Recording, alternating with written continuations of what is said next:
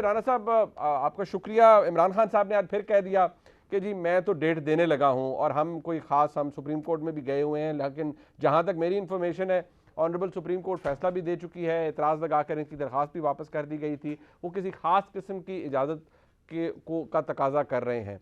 اگر عمران خان صاحب کسی ڈیزگنیٹڈ جگہ پر آتے ہیں جو کہ آپ حکومت بتاتی انہیں اور احتجاج کرتے ہیں, تب تو کوئی مسئلہ نہیں ہے, آپ اجازت دے دیں گے انہیں؟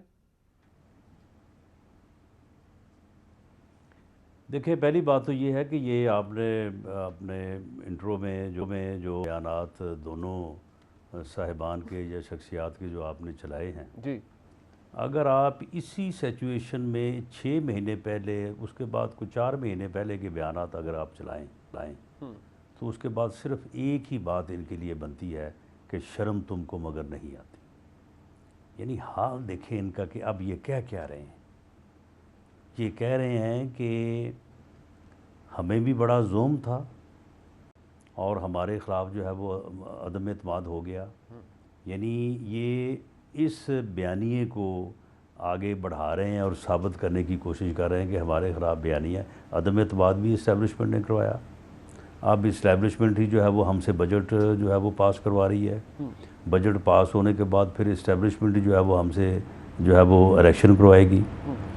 اور خود ان کا اس وقت حال یہ ہے کہ یہ پکار کے کہہ رہے ہیں اسٹیبلشمنٹ سے, اداروں سے, کہ جی آپ مداخلت کریں.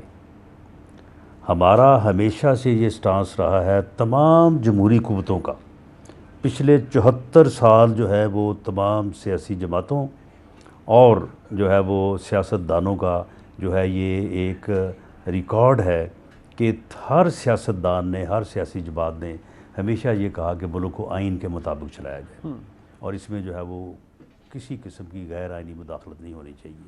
اسی سے پاکستان جو ہے وہ آگے بڑھے گا, اسی سے جو ہے وہ پاکستان کامیاب ہوگا. آج یہ ایک واحد سیاسی جماعت ہے اور یہ لیڈر ہیں کہ جو یہ کہہ رہے ہیں کہ مداخلت کی جائے.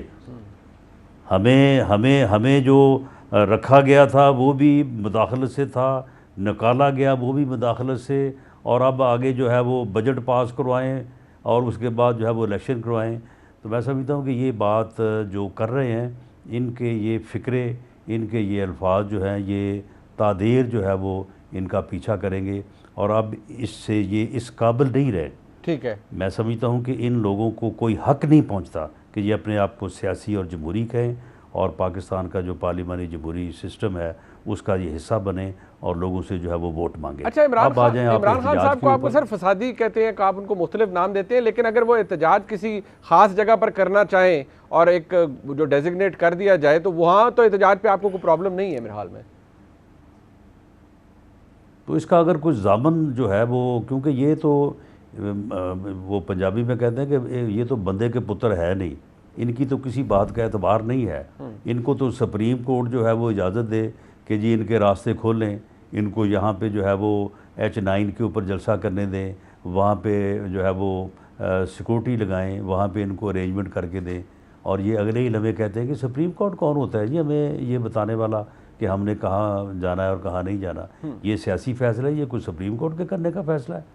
عدالتوں کو کس نے یہ حق دیا ہے؟ اور یہ جناب ڈی چوک کی طرف جو ہے وہ چل پڑتے ہیں اور پورا زور لگاتے ہیں کہ ہم ڈی چوک تک جو ہے وہ پہنچے, لیکن جب نہیں پہنچ پاتے تو پھر اگلے دن کہتے ہیں کہ جی وہ دیکھیں جی ہمارے ساتھ تو بڑی زیادتی ہوئی ہے, ہمیں جو ہے وہ روکا گیا ہے. بٹ رانا صاحب, تو اس لیے سر قطع ان کا کلامی کوئی اعتبار نہیں ہے, بے اعتبارے لوگ ہیں یہ. اچھا جی, اور 2 نمبر ہیں, فراڈیے ہیں یہ, اور فتنہ اور فساد کے اوپر جو ہے وہ ان کا سارا انحصار ہے. اگر اس بات کی گارنٹی ہو, ضمانت ہو کہ یہ ڈیزگنیٹڈ جگہ پہ آئیں گے, وہاں پہ آ کے احتجاج کریں گے, اگر کوئی مطلب ہمیں وہاں پہ بیٹھنا ہے یا 1 دن یا 2 دن بیٹھنا ہے, اس کے بعد یہ واپس گھروں کو جائیں گے.